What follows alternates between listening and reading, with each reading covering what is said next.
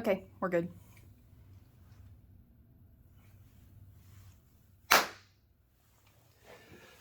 My name is Richard Fair. I'm a history, government, and business instructor at Western Texas College in Snyder, Texas. I'm here today with Glen Burns at Western Texas College on the Square, located at 1806 26th Street in Snyder, Texas. It's October 14th, 2021 at approximately 3:14 p.m. Central Standard Time. Also in attendance is Tessa Holiday, Director of the Scurry County Museum, and Gene Fair, Texas attorney and historian who is managing the video camera today. The purpose of this interview is to start our Veterans History Project here in Scurry County by interviewing veterans throughout the county and their experiences and life experiences. So, Glen, thank you so much for being here today. I truly appreciate it. I just wanted to start with, could you tell me your date of birth for the record? My date of birth is 9/8/1958. Okay. Wow. One day off me. I was born on September 7th. Oh. So, tell me a little bit about your life, where you grew up.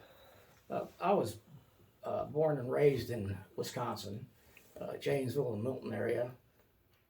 I went to high school at Joseph A. Craig High School and graduated.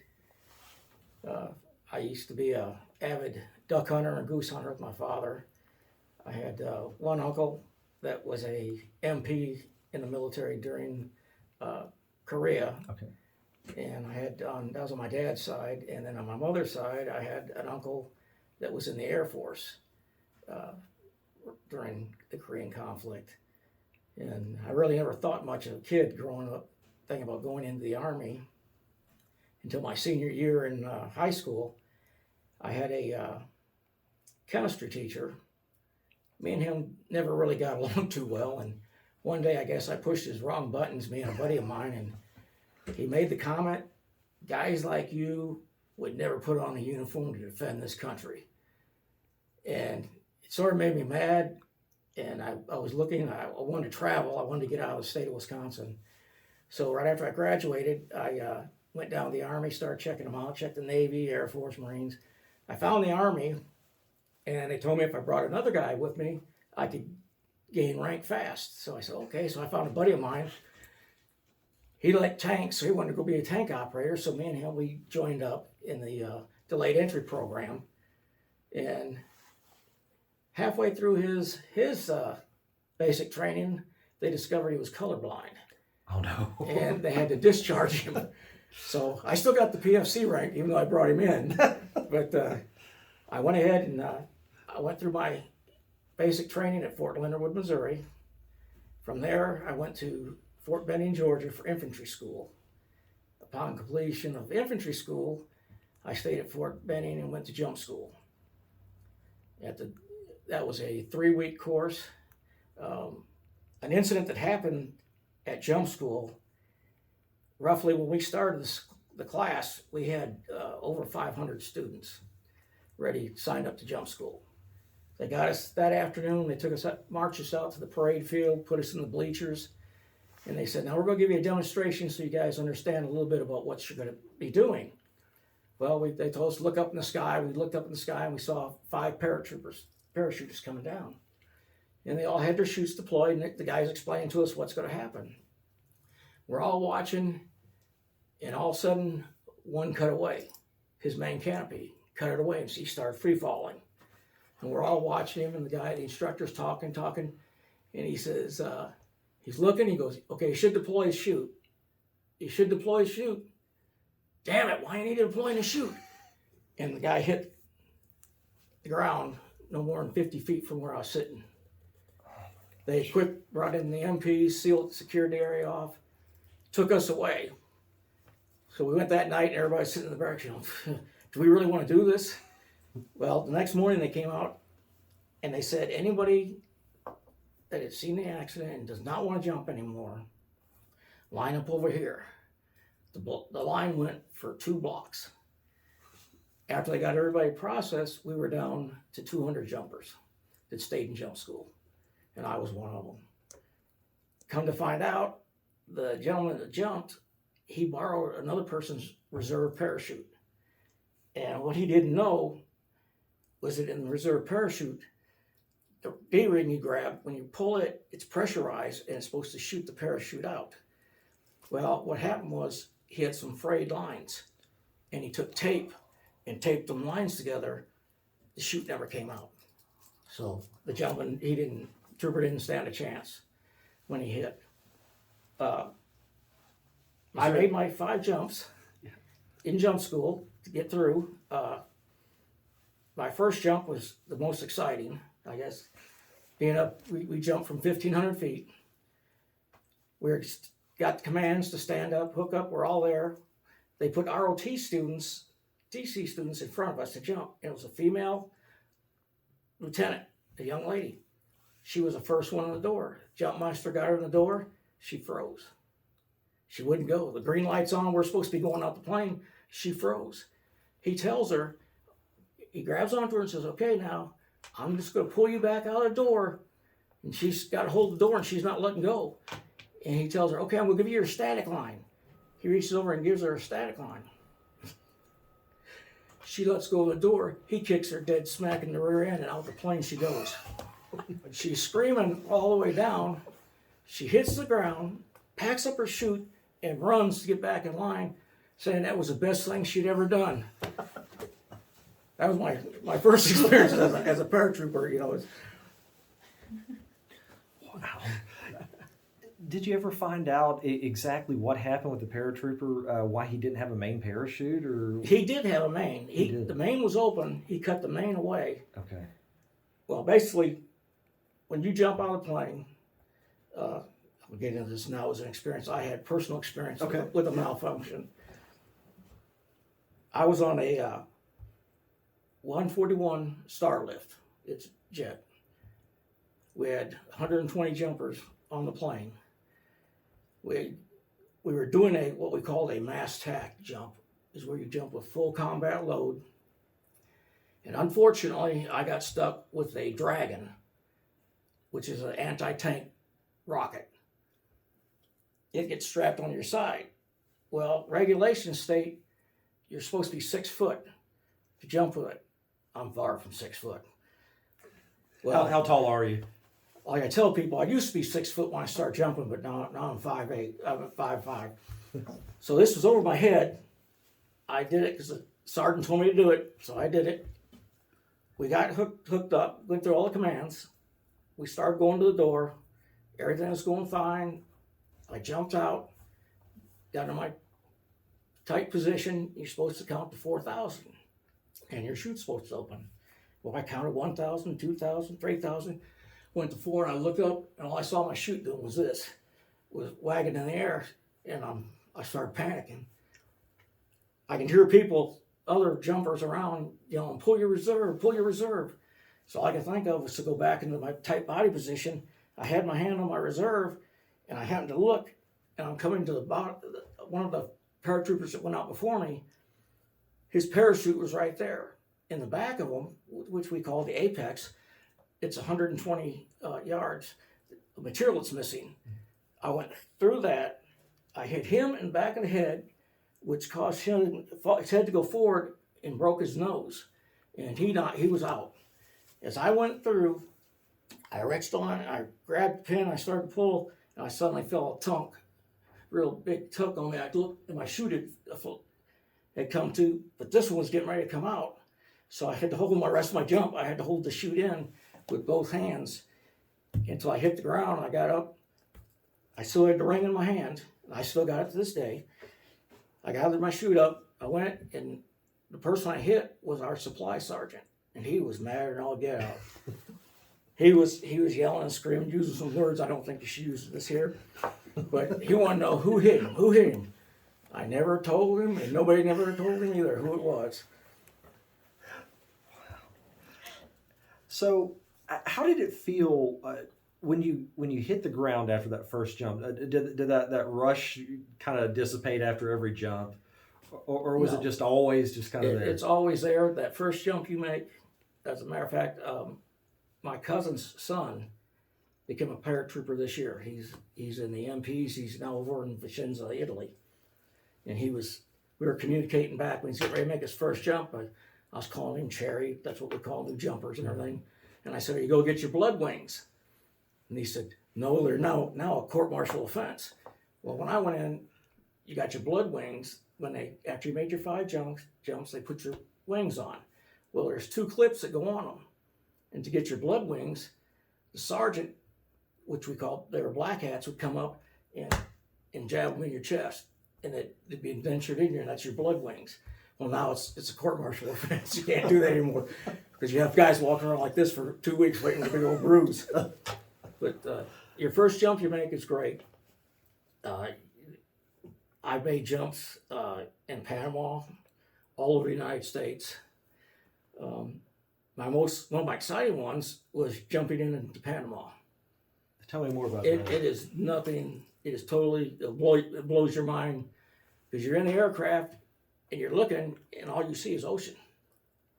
The Air Force guys are standing there, get ready. And you're looking, all you see is ocean. You don't see no land anywhere. You start going out the door, and usually on your trips to Panama, you've done been in the air for about 6 hours, and nobody's in a good mood in the chalk lines. They're all getting antsy, and you just start pushing. And you're going, you get pushed out the door, and you count, open your eye, your chute opens up, you look around, all of a sudden you're over the ocean. There's water everywhere.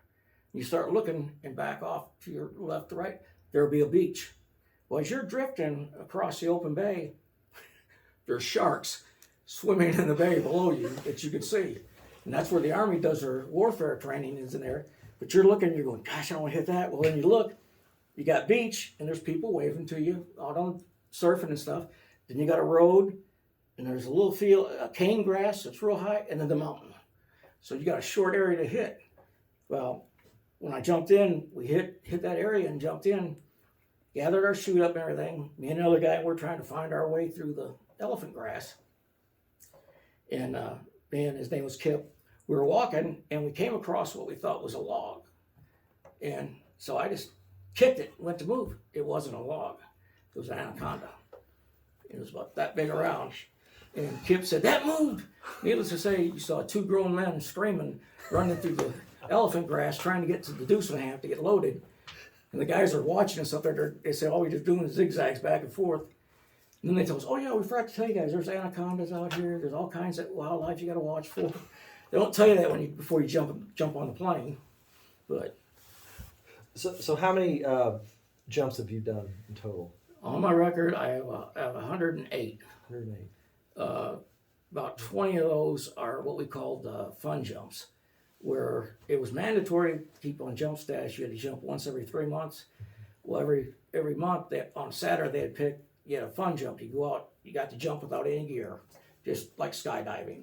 And you had an opportunity. I jumped out of Hueys, Chinooks, Blackhawks, C-131s, 141s. So I got a wide range. The most fun is jumping out of a Chinook. Because with a Chinook, you just walk off and you just fall. You get the real sensation of falling on those. The Hueys were fun because you had a big giant steel ring in the base of the helicopter, and you'd hook your snap hook on there and lean out, and you'd lean out on the edge, and you'd be on the runners, and you'd have to hang on, and the jump master would hit you on the back, and you'd go. And those also, you got the sensation of falling. But That's really interesting. Tell me about your instructors. Did you have any very difficult instructors in jump school? yeah, we had quite a few. One that really comes to mind is his name was Sergeant Crew, Jesse Crew. He was in jump school. He was our black hat, and he was rough on us. I mean, we had if you messed up, you had to go to the pit. What was the pit? The pit was a pit full of pine bark, and we're in Georgia now, South Georgia. In the middle of summer, humidity's up over 100%, and they'd take you. We'd do our PT runs in the morning. Then go to the pit, and you have to do all your calisthenics in that pit. Needless to say, by the time you was through, you had pine bark all over you. You could pass for a tree, basically, by the time you got out of there. And Jesse, he really pushed us, but he showed great leadership. Whatever he asked us to do, he did. And I really admired the man for that. Did you ever have a point when you're in jump school like I can't do this? Just almost a breaking point at any point? I got a funny story for that Yeah, one. okay, go ahead. I had to fast jump school. I didn't care whether it was going to kill me or not, because after the day before we started jump school, me and 3 other guys that were in the infantry school together, we went to the same barracks. They gave us a pass to go downtown. Well, we decided we'd go downtown and get tattoos. What we didn't know was that was taboo. So the first day of jump school, we stood there. We all had mine. Mine was only 2 days old, like theirs. And to take the white T-shirt, you pulled it down as far as you could to cover the tattoo. And you always tried to position yourself wherever the sergeant was. You always made sure you didn't see that shoulder. You always position. One guy got caught with the tattoo, and they drilled him right out. They just Oh, wow. be equivalent to like with the Navy SEALs. I mean, he ran and ran. They just ran him into the ground. Finally, he said, "That's it. That's enough." Luckily, I made it through, and the other 2 guys that had tattoos also, they did too. Now, upon graduation, we showed them, and Jesse just stood there. He shook his head. He said, "I knew there's something up with you guys." He said, "You guys always seem to stay together and move certain ways." He said, "I should have went in the showers." Well, I didn't mean it that way. He said, "I should have just checked it more closely." But Where did you go after jump school? after jump school, they sent me home for 30 days for a ROTC for recruiting purposes. In other words, I just put on my dress Class A uniform with my beret, all my ribbons, and go to high schools and everything. And that's where I got my revenge back at my chemistry teacher, because I went into his classroom and he was teaching, and he just sort of stood there and he looked, and he lifted his glasses up, put them back down, and he said, "I'll be damned." And the whole class, by that time they turned around and they wanted to know, these kids didn't know me from Adam, and he introduced me to the class. He said, "This is one of my former students." He says, "I need to take it back. I told him he didn't have the cojones to put a uniform on to defend this country." He said, "I'm proud of you, son." And that made my day. I like that. What did you do recruiting? Did you mainly stay at the high school, or did they send you around different places? I went to the high school. I went to a couple grade schools they made me go to, and I'd have to give a talk of what it was like to jump out of airplanes, and always got the same comments from the little kids: "You're crazy," you know. But I know one time while traveling, you don't say on an airplane when you're flying somewhere that they're getting ready to land, you say, "This is the first time I ever had to land on a plane I started off in," because people give you real funny looks. I had a stewardess one time, she said, "What do you mean by that, sir?" Because I wasn't in uniform. Right. And I showed her my ID. I said, "I'm a paratrooper. I jump out of these things." And people then start talking, "You do what? Why would you jump out of a perfectly good airplane?" I said, "It's there to do, and it's fun." How did the high school kids react when you told them? Most of them were pretty good. Some of them, matter of fact, 2 of them I met a few years later that were at Fort Bragg that ended up becoming paratroopers that I met. That's great. So it was nice. After I did the recruiting, they sent me back to Fort Bragg, and I was assigned to the 2nd of 504. And every year they have what's known as the Gavin competition for General Gavin. Mm-hmm. It's a big bubble trophy you win, and you get these nice medallions saying Gavin champions. And my platoon won that year. And what it consists of, we had a land nav course, PT, and maneuvers. Plus you had to do a night jump, full equipment. And we managed to hang in there, and we took first place that year, which is great. nice. What was the night jump like? Night jump is scary. If you're on a cloudy night, because you can't distinguish when you're coming down on the ground what's trees, what's sand, what anything is, it all just sort of blurs together. Now when you jump, you have your rucksack in the front of you, and it's connected to a 10-foot bungee cord. So when you think you're about 100 feet off the ground, you're supposed to reach down pop your rucksack and it falls down, and you feel it bounce on the cord. And what you have to do is you sense your hearing, and you wait to hear it start hitting something, then you know you're getting close. A lot of times you don't even have that. It's just suddenly a sudden thump. Now, we trained with other countries. We trained with the Brits, the Canadians, the Italians we trained with. Now, the guys from Canada, they went out here to Fort Bliss and jumped in, did a night jump. And they complained when they got to Fort Bragg, because they said that when they jumped out there, it was no illumination, and they couldn't tell. No one told them there was cactuses at Fort Bliss. And several of them landed in cactus, got tore up pretty good. But How was it jumping with the British? they were fun. We used to pull pranks all the time in the aircraft. The Air Force guys really didn't like us. I mean, we didn't really do much bad, but we'd always had a competition. Whoever the last man on the stick, when he went out the door, there was a first aid kit right by the jump door. And it was your job to grab that first aid kit and go out the door with it before the jump master could get you. And I got one of the first aid kits because it was my turn to go. And luckily he didn't see me. And all he said was, "Don't you bother it." I said, "No, sir." And I went by, quick grabbed it, and out the door I went. So I got it. So I got a round of beer at the base when I got back when I showed it off. What other kind of pranks did you pull on each other? Oh, we did a little bit of everything. One thing I'll tell you, past limitations, there's nothing they can really do to me. We held our own jump school one night Oh, wow. for the friend of mine that went in the Army that got discharged. Well, he came down to Fort Bragg to visit me and another buddy of mine that went to high school together. He got down there and he says, "Dang," he says, "I sure would love to jump out of aircraft." We said, "Well, we got a Saturday fun jump coming up." We thought about it for a little bit, and we ended up got a case of Budweiser and a bottle of Jack Daniels, and went up to my friend's room, and we said, "Okay, we're going to hold jump school." So we taught him everything to do, how to jump, what kind of aircraft we was going. We were supposed to be going out of Chinooks.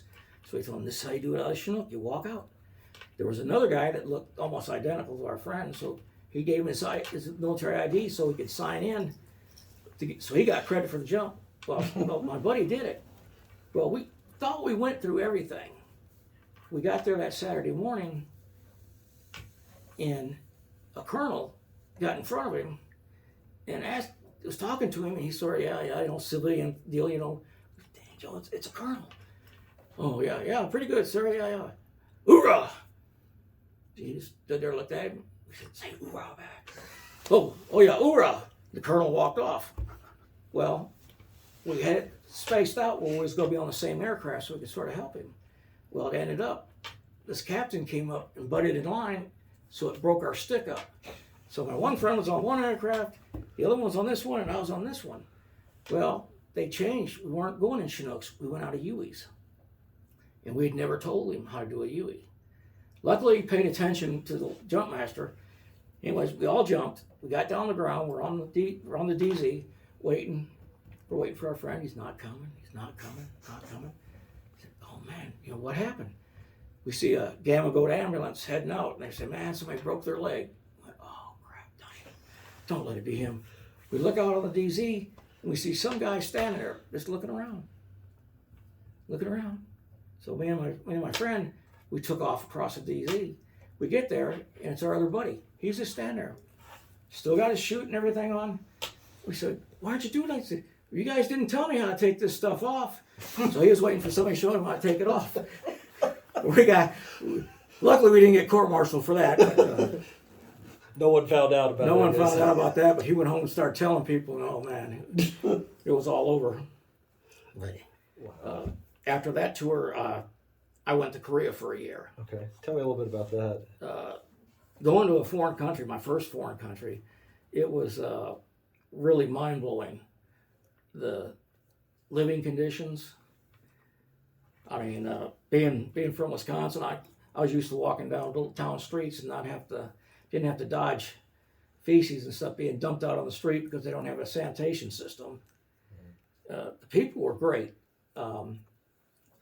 My unit, the 1st Battalion Infantry, we had taken over the care of a little orphanage.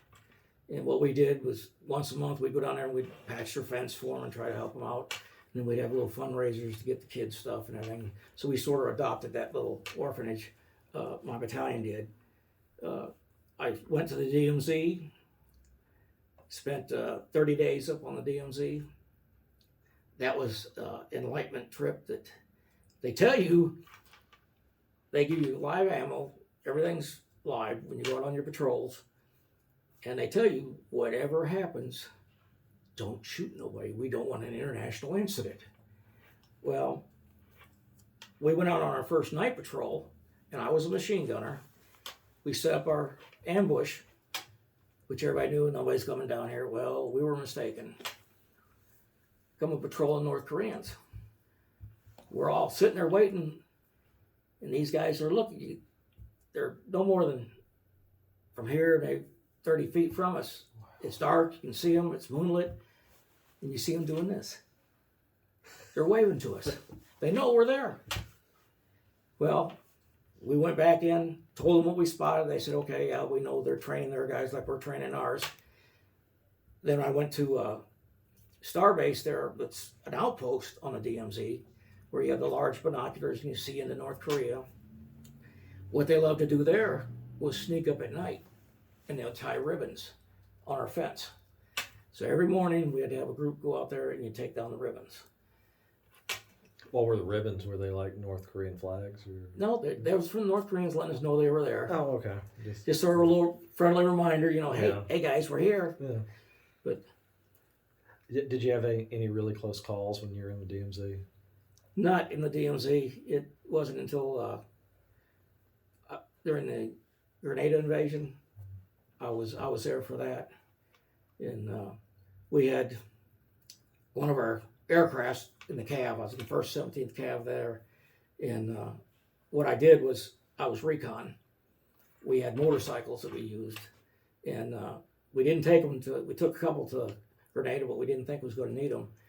We were making a night move up the side of the mountain to deploy into another ambush situation, because what we did was we went up there and we looked for stashes of ammunition and weapons and Cuban holdouts. That's what we're doing. The pilot, he got too close to the coconut trees. And when they get that close, it starts making a whopping sound. And it sounds just like a 50 cal going off. Oh, wow. So I have a headset on because I'm the squad leader, and the door gunner has one. Both door gunners do.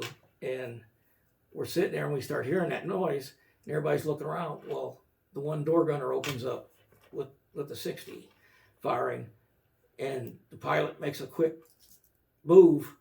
Well, half my squad went out, including me, tumbling down the side of the mountain because he didn't move. Well, then we secured the area, and they came back and they dropped the rest of our patrol off for us. But Did anybody get injured? luckily nobody did. No, we did kill a donkey that night in the ambush site. It wandered in, and we'd set up claymore mines, and it wandered up and tripped the claymore off at 3 o'clock in the morning when it's dark and black. All of a sudden you hear that claymore go off. It gets you awake real quick. Did you see anything else while you were in Grenada? Tell me a little bit more about Grenada. We helped. The people were wonderful. They loved us. We heard horror stories of what the Cubans were doing, that they would go in and they would force the women, get all the young women and take them to the airport and force them to work and put them into prostitution, that kind of things. But the people were just grateful. The students that were there, the American and other foreign students, were happy to see us come in.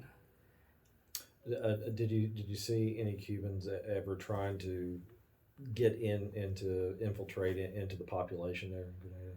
We had a couple, but the Grenadians were real helpful. They pointed. They'd give them up in a heartbeat. How often did that happen? Was it Not fairly rare? fairly rare. We did have one of our Cobra helicopters go down, and we had to spend the night surrounding it, guarding the aircraft because they weren't sure.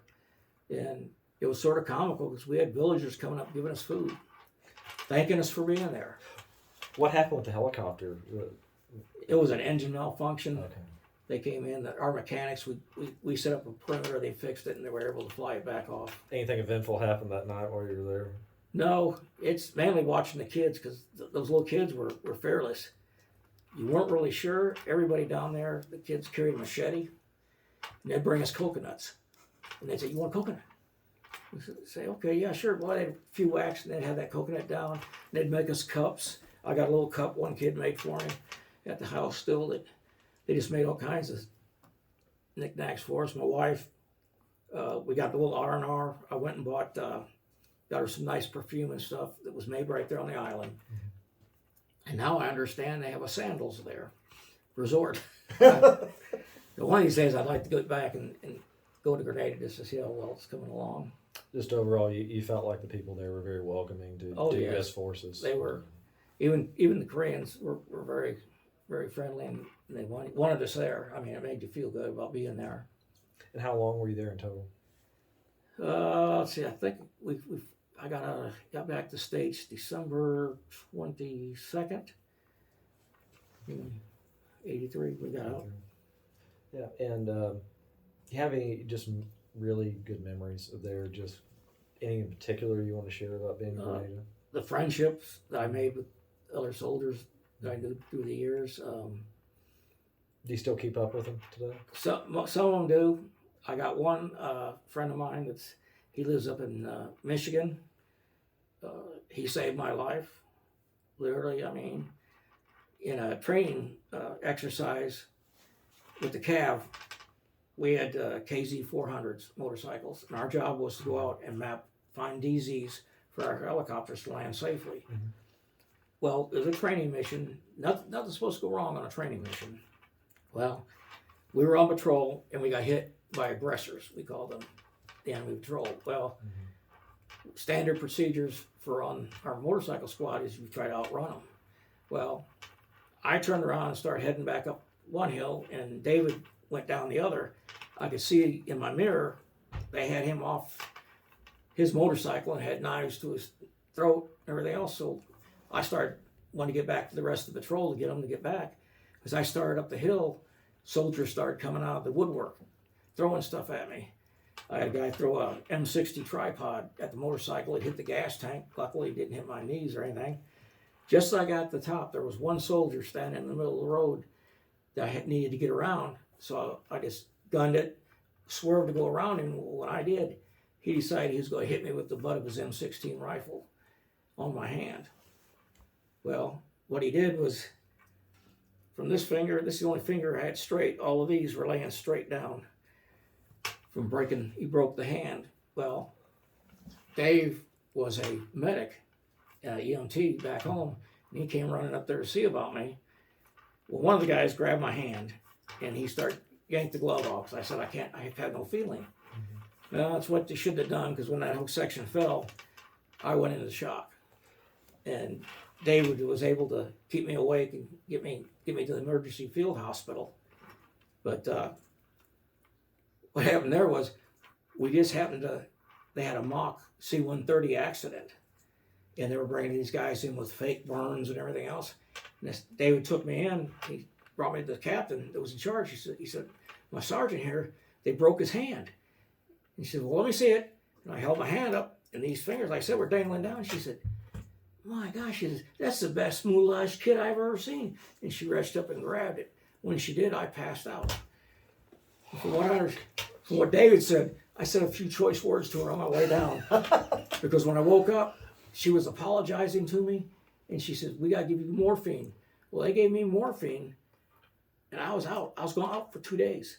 Well, when I woke up in the field hospital, they were having some type of attack, and I'd sit up, and the orderly would say, sit down, you're dead. And I'd lay back down. I was still high on the morphine. I didn't know. I'd sit back up, and it pushed me back down. You're dead, lay dead. I said, I don't think I'm dead. And they said, well, hang on. Well, then they brought the nurse over. She goes, oh, we're supposed to ship him out yesterday. They were waiting for me at the field hospital at Womack Army Hospital.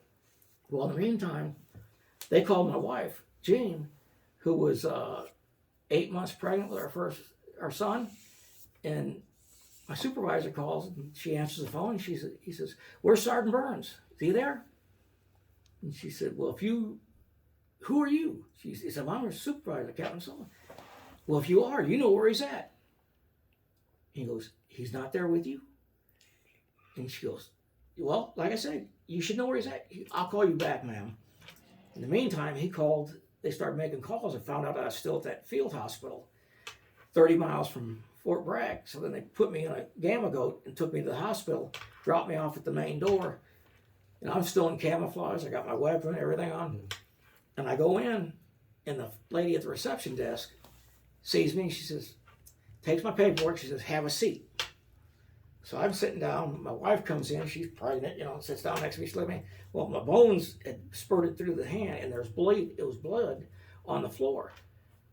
A colonel comes by, running the hospital.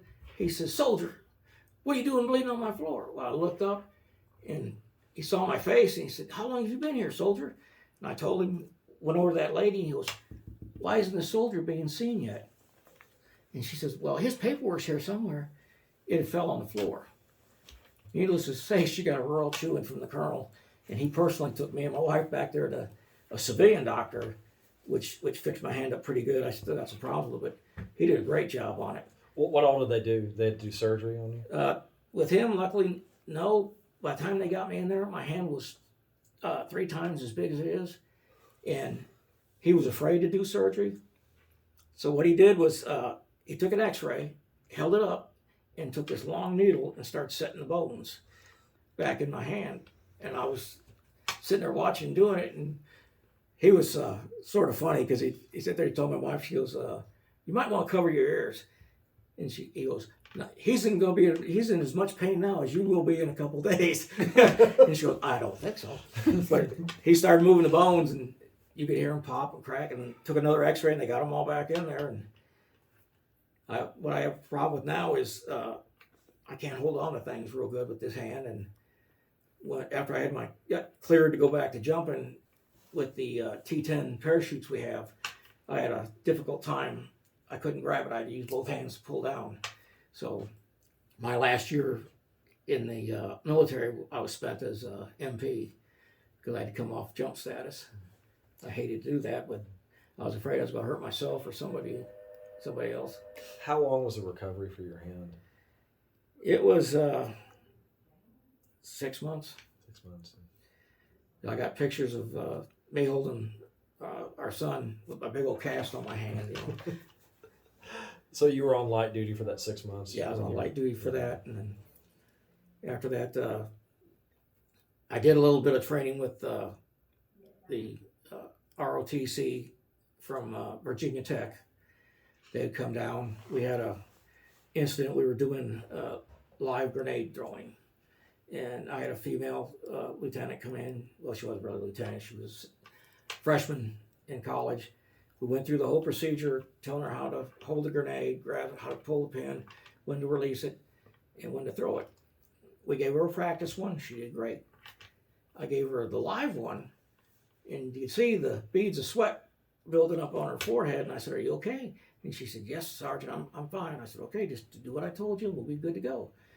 She started going through her deal. She went to pull back, boom, she popped it, and the grenade fell in the pit with us. It was me and a specialist, Spec 4, were in the pit. He grabbed her and knocked her all the way. I picked up the grenade and threw it over the wall. Luckily, it was a concussion grenade. That all we had was a good headache after that, but she learned her lesson that day. How long did you stay with the ROTC there doing that? We worked with them for 2 months during the summer. We also did training for the National Guard guys and stuff that came in. How was that with the National Guard? Was it a good experience for them? It was sort of kickback. They were good old boys.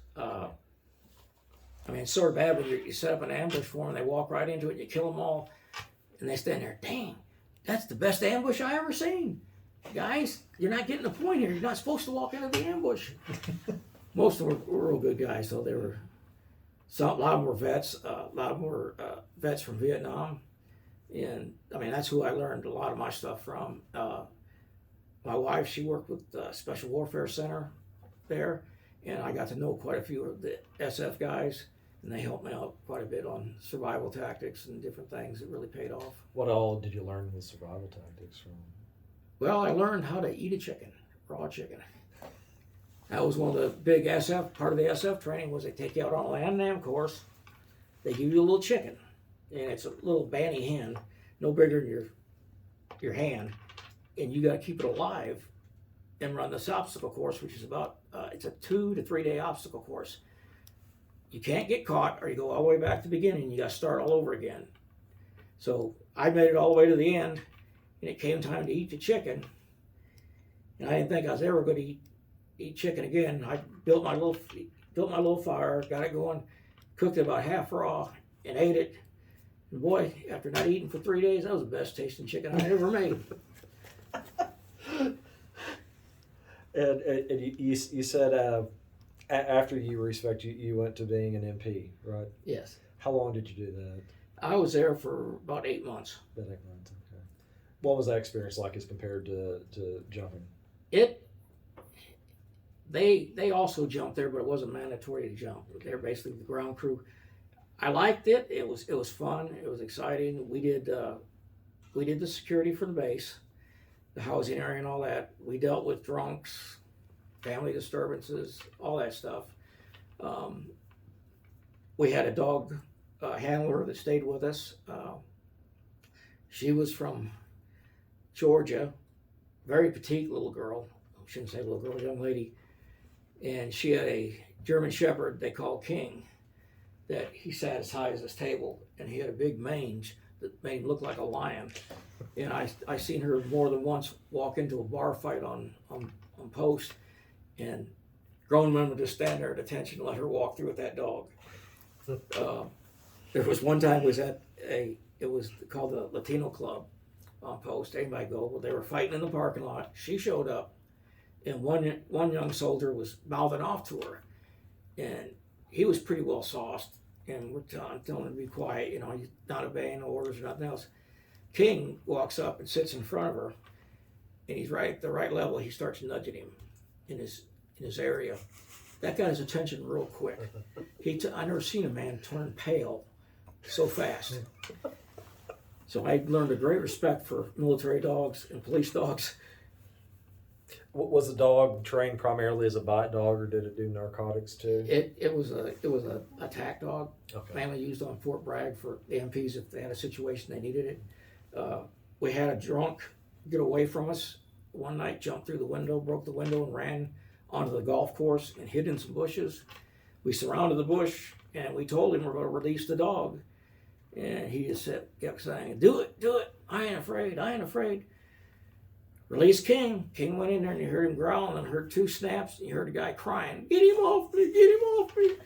And King drug him out. We handcuffed him and took him back to jail. Said, "We could have avoided all this. You wanted the dog." So What was probably the worst experience you had as an MP? Did you have any really, really bad fights y'all were involved no, it was a traffic accident. with?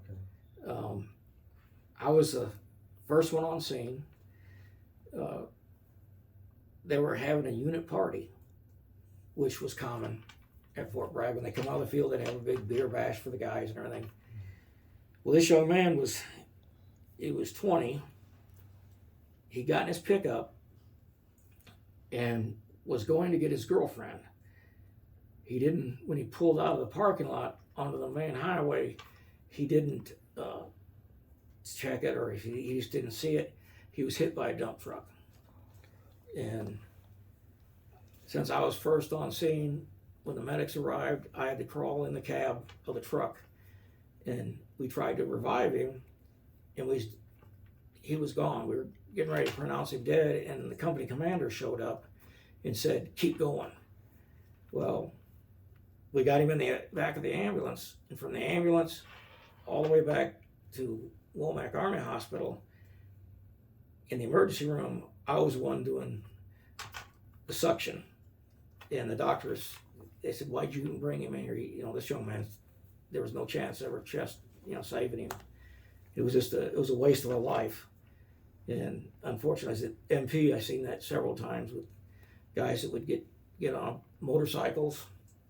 I had an incident on Fort Bragg Boulevard where a guy was on a Harley Davidson. They clocked him doing 80. He ran head on into a 66 Chevelle. Took the front windshield out of the Chevelle, the back windshield out of the Chevelle. Landed about 20 feet behind the vehicle with nothing but his boots on. It just literally shredded everything off of him. I had one lady came with a baby. It wasn't breathing. We managed the partner with me at the time. I drove, and she gave mouth-to-mouth and CPR to the baby. We managed to get it revived once we got to the hospital, and it made a full recovery. The mother was just overwhelmed with gratitude that we were just driving down the street, and this car was coming towards us, swerving, and she had her hand out the window waving frantically. So I pulled the patrol car over, and she jumps out with the baby and come running towards us screaming, he's not breathing. But there have been incidents like that and other ones that, I guess in a way, when I got out of the service, I went to work for the prison system out here, the Daniel unit, and some of that just intertwined. Tell me a little bit about why you left, why you decided to leave. Well, I mainly got out because of my hand. I wanted to do stuff, and at the time I was having problems, and they gave me disability when I got out. So I hated to, but I couldn't do anything. Yeah. Before we move on talking about what you did afterwards, what was your interactions? But you talked about the one incident with the woman and her baby. Did you have any other incidents with the public or any signs of gratitude from the public about the base being there, or just as sort of a representative of the base?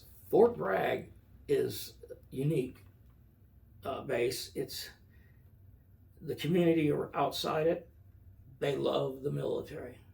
We also have Pope Air Force Base there also, and they just anytime the base needed something, the community was there for us. I mean, I know when we came back from Grenada, they had big parades and stuff on flight line for us when we got off out of the aircraft. I mean, it was heartfelt when you seen the people there with their appreciation. You felt waving, the respect. Yeah, waving American flags. I think you had some questions. Did you write down some questions, Jane? Oh, no, I was just taking notes, trying to put together sort of a... Oh, timeline. Okay. Yeah. So when you left, you decided to go work for the prison system. Was that the first thing you applied for, or were you thinking about several careers when you came out? My dad owned a construction company in Wisconsin. Okay. So when I got out, I thought, well, I could try going up there and see if I can make it work with my hand. Yeah. I lasted one season. That winter, it got down working concrete is what I was working. I did have a difficulty, like I said, hanging onto the hammer, everything. I was making my way around that. That winter, we were out working on a church wall. With the windshield, it was 75 below. And the guy that was in charge of the crew that I was working on, because my dad wasn't there, I told him I had to go. I said, my face felt funny. The right cheek, this nostril and this cheek, I got frostbite in. And that's when I said, that's it. I'm leaving Wisconsin. I don't want no more cold. So we moved to Texas. And was Scurry County the first place you moved after that? Yes. I have relatives that were here. Bonnie and Laverne Fry were here. My wife's parents, and she had a sister, and husband was here.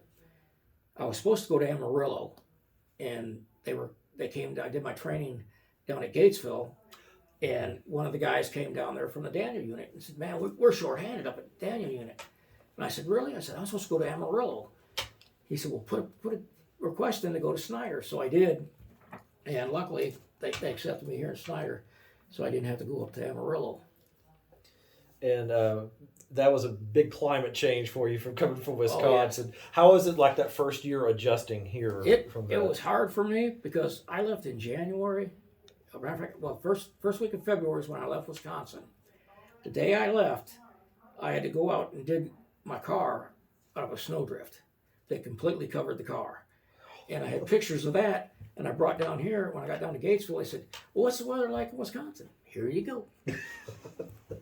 They said, you're crazy. I said, no, that's why I'm here. I'm down here, got moved down here where it's warmer. So How was that first summer like, the heat differential? it reminded me a lot of Fort Bragg in the summertime. Not quite as humidity-wise, but heat-wise. And it didn't take me long to get over. When you finally made it to Snyder and the Daniel unit, what was the first job you had there, the first position you had in the I was prison a system? CO working third shift. I worked third shift, second shift, first shift, schoolhouse. I did a lot of escorts for the state, and then they had an opening come open at the distribution center out on 84 there. Mm-hmm. So I put in for that, and I got that job, and there I was in charge of 20 inmates loading and unloading semis. How long did you end up doing that? I did that, I put 30 years in. So you stayed out the distribution center pretty much the rest of your career? Rest of my career there, and then I retired from there. And since you retired, have you been involved with any veterans organizations, anything like that? I've looked around at a couple, and it wasn't until last year that my wife seen the Reefs Across America, and it sort of tugged at the heartstrings, I guess you say, and we became active in it. Last year we laid the reefs at the Abilene State Cemetery there, and that was very, very touching for me. And we also went to Gale. They have 160 veterans out there. They laid reefs out there for them. So that's sort of our new deal. Does anybody do that here in Snyder? My wife is headed up with the Daughters of the American Revolution. That's great. They're working on Hillside right now, and out there they got 589 vets so far. And we imagine Snyder Cemetery, we're probably looking at about 1,200, if not more. Yeah, last kind of couple questions. I just kind of want to kind of summarize everything for you. She brought up a good question. Did you have anything memorable happen at the Daniel unit when you were out there? Just anything? We had the one inmate escape. Oh wow! Please tell. That was my first week being there. Oh wow! I didn't know what was going on. The day that he escaped, I was off. I'd just come off the night shift, just got home because my wife and son hadn't come yet. I was staying with my mother-in-law, and I just got to sleep. And she come in, she says, "You got a phone call." I said, "Who is it?" She says, "I think it's the unit up there." So I got up, answered, and they said, "There's been an escape. Get in here now." So got dressed and went out to the Daniel unit, spent the next 17 hours searching one end of that Daniel unit to the next for that inmate. And he was already long gone. He's the one that I think they ended up finding him in Florida. How did he escape? Did they ever figure it out? Through the furniture factory. They had a furniture factory out there. He had hid himself in one of the boxes. And we're assuming that he had help because the box was sealed. They loaded it on the truck. The officer that was out there did a head count. They made sure everybody was here. Well, what someone had done, he'd gone over and put a check mark by his name, showing that he was there. So they counted it. He was at the back gate. The CO at the back gate, his job was to get up in there and make sure all the boxes, he did all that, everything was secured. They got the word from the factory, count was clear. So he let the truck go. They were heading towards Abilene.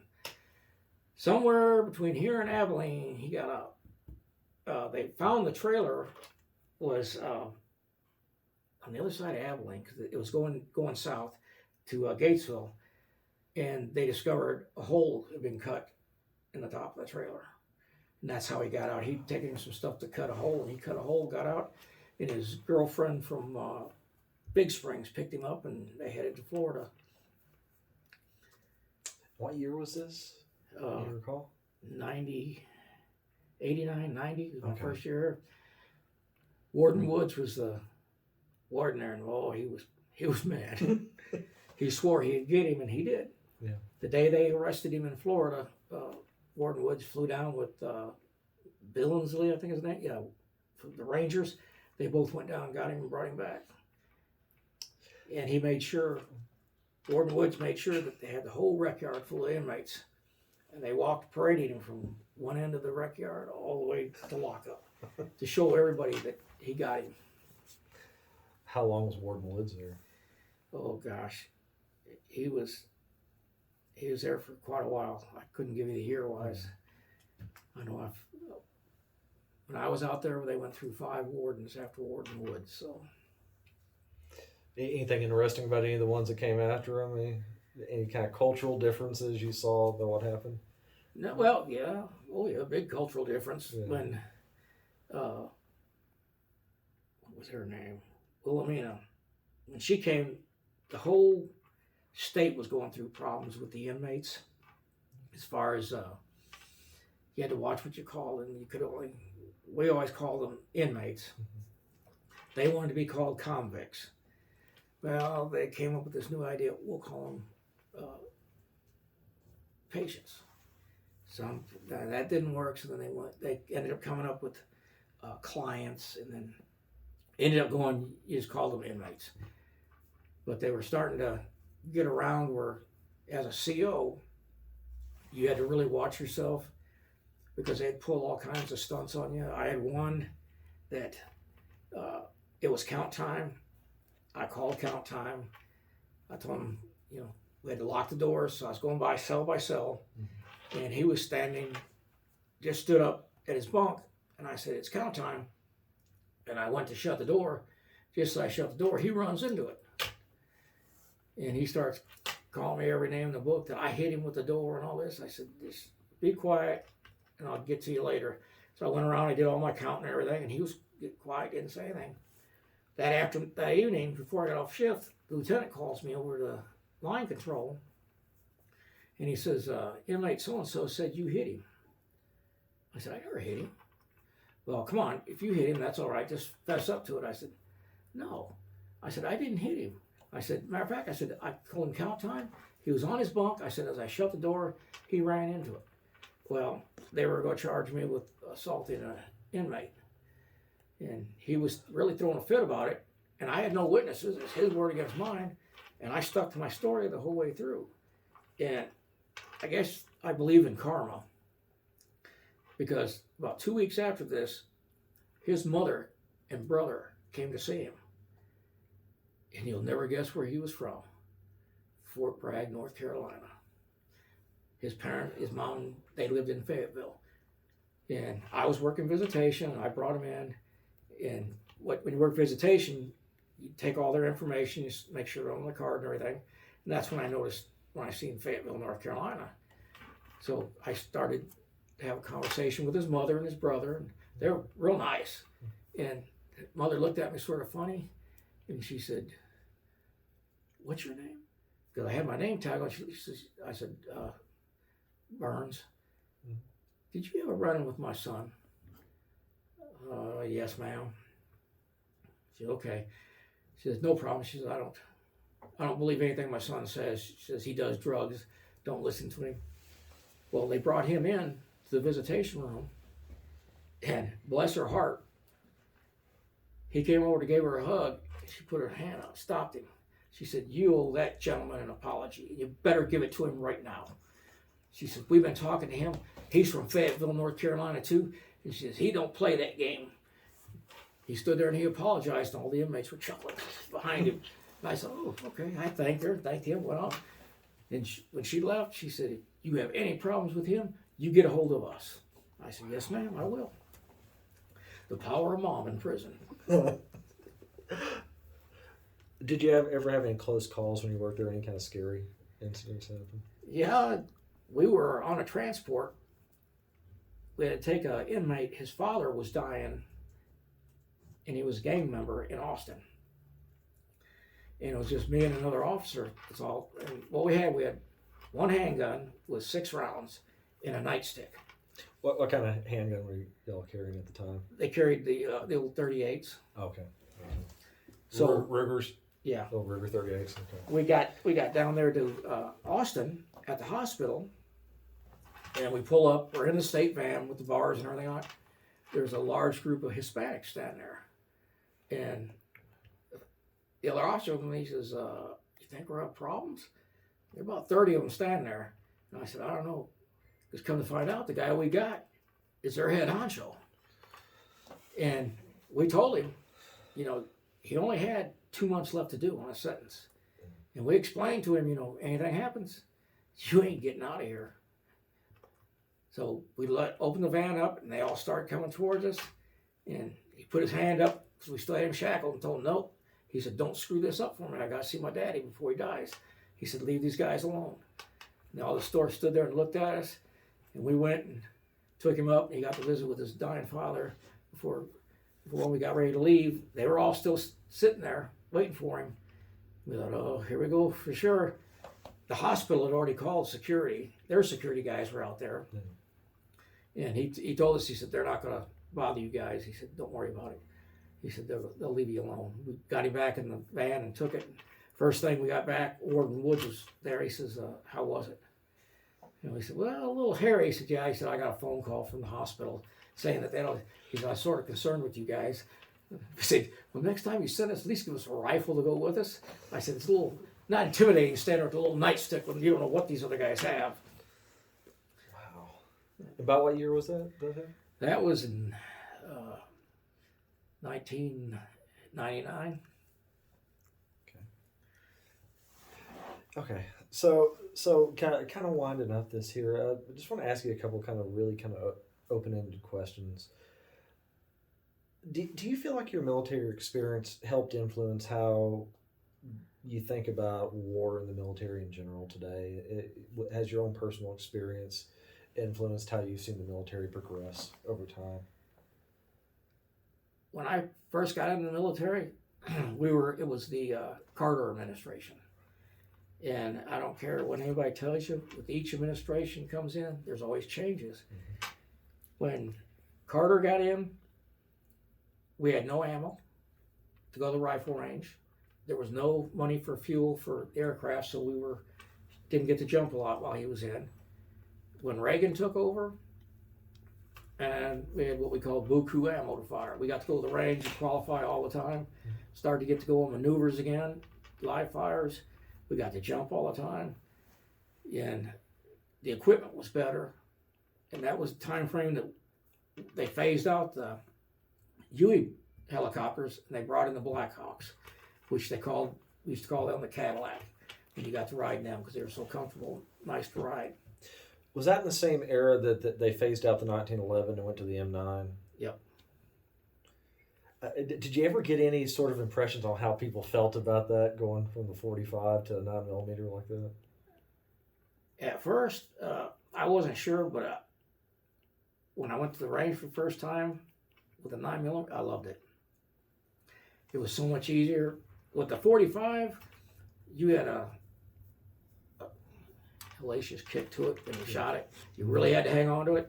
With that 9mm, just stick it out there and squeeze the trigger. You go down. The female MPs, they loved it.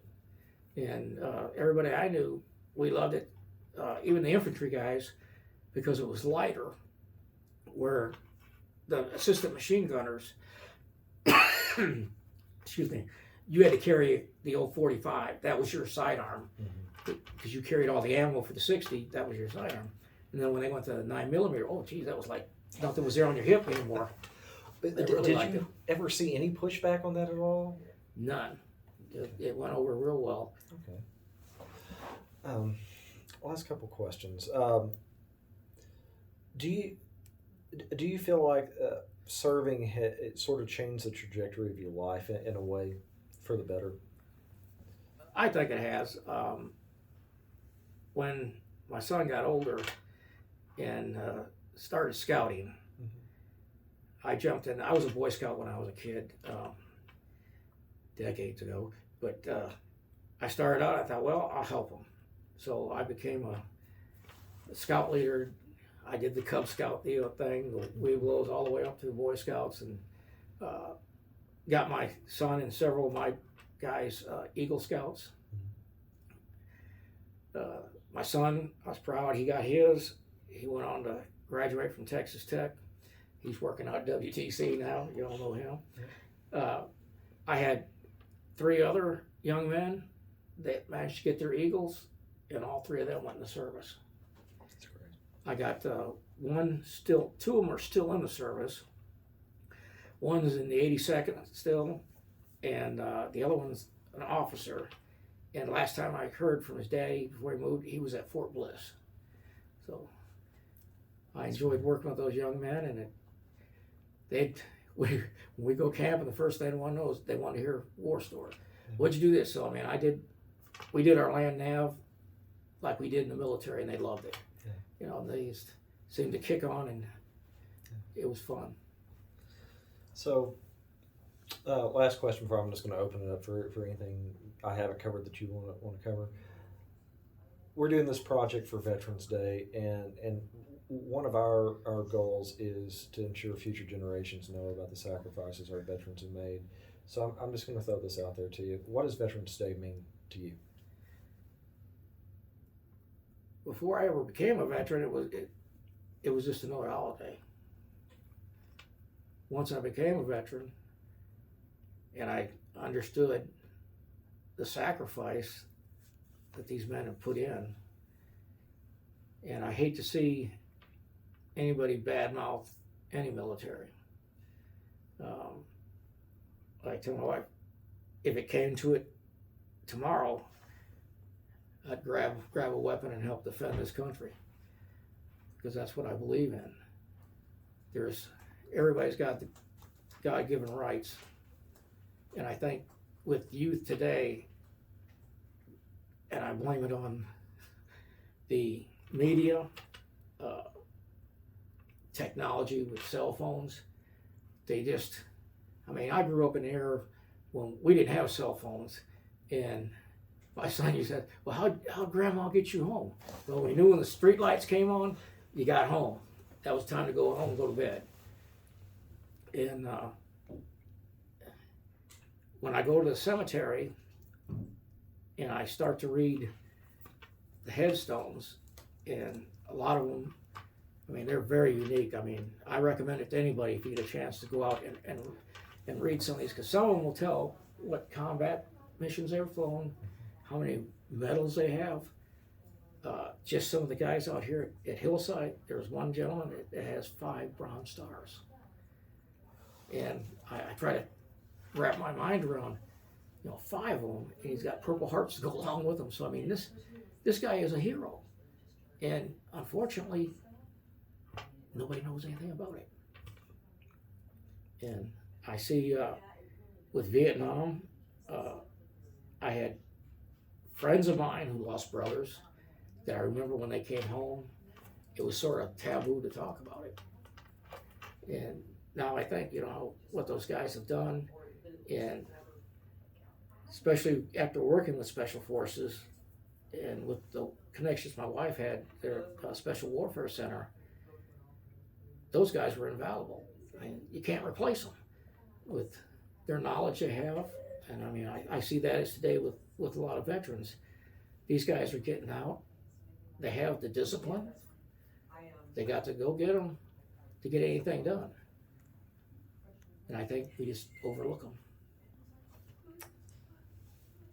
So I just want to kind of end with this. Is there anything that we haven't covered that you want to talk about? Any sort of message you want to leave for future generations? At one time, I was sort of hoping they'd bring the draft back.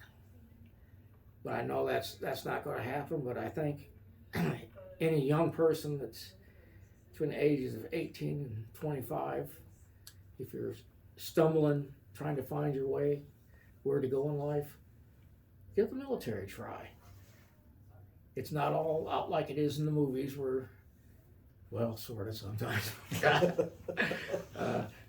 Like I told GJ, he asked, he said, what was it like the first day you got there? I said, son, I never heard words coming out of the guy's mouth that I didn't understand what they meant.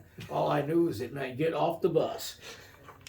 But the guys that do this for a living, the instructors, you know, they're dedicated. And if there's someone out there struggling that thinks he can't find his way in life and doesn't know what they really want to do, join one of the programs in the military. Do a couple years, get you some time built up, money built up for college to do that. I highly recommend it. My one nephew that's in right now, he's stationed up in Wainwright, Alaska. And when he got ready to go in, he said, Unc, he said, what branch should I go in? I said, well, I'd like to see you go in the Army. And he had a grandfather that was also in the Army. And he said, what should I do? I said, I said, get you some college, son. Go in as an officer. I said, that's how you need to go in as an officer. What does a little stinker do? He goes in, I told him also, his grandpa told him too, don't go infantry. And they'll tear you up in the infantry. Was he enlisted infantry? Now he is a first sergeant. My other nephew, Justin, is in the Air Force. He's an air traffic controller. He's over in Turkey right now for another 6-month tour. Then he'll be back with his family, and then they're getting ready to go to Alaska. So I have 2 nephews up in. He's going to be stationed in Alaska? Yeah, he'll be stationed at, Emo is at Wainwright. He's going to be stationed at Anchorage. Yeah. But the military it's a great chance for opportunity for an individual if you're quite not sure what to do. My wife used to laugh in high school when I'd go to her classes up there and watch the kids. They'd talk about, I want to go in the Army. And she'd say, why do you want to go in the Army, the military? You don't like people telling you what to do. Oh, they won't tell me what to do in the military. And that's usually when she'd bring me in. I'd say, yeah, guys, they tell you what to do in the military. Eat, sleep, everything. But no, it's the military. I'm glad I went. I enjoyed my time. Like I said, I have adventures I always have. Some things I like to forget about sometimes, but overall, it was an enjoyable experience for me in the military. And I'd do it all over again if I had to. Thank you so much for your time today. I truly appreciate your service, and I truly appreciate you. Thank you guys for doing this. I mean, I think we need to hear more from our veterans, especially in the times we have today. Thank you. Okay, we're going off the record right now, and what's the time? 4:26 p.m. Central Standard Time.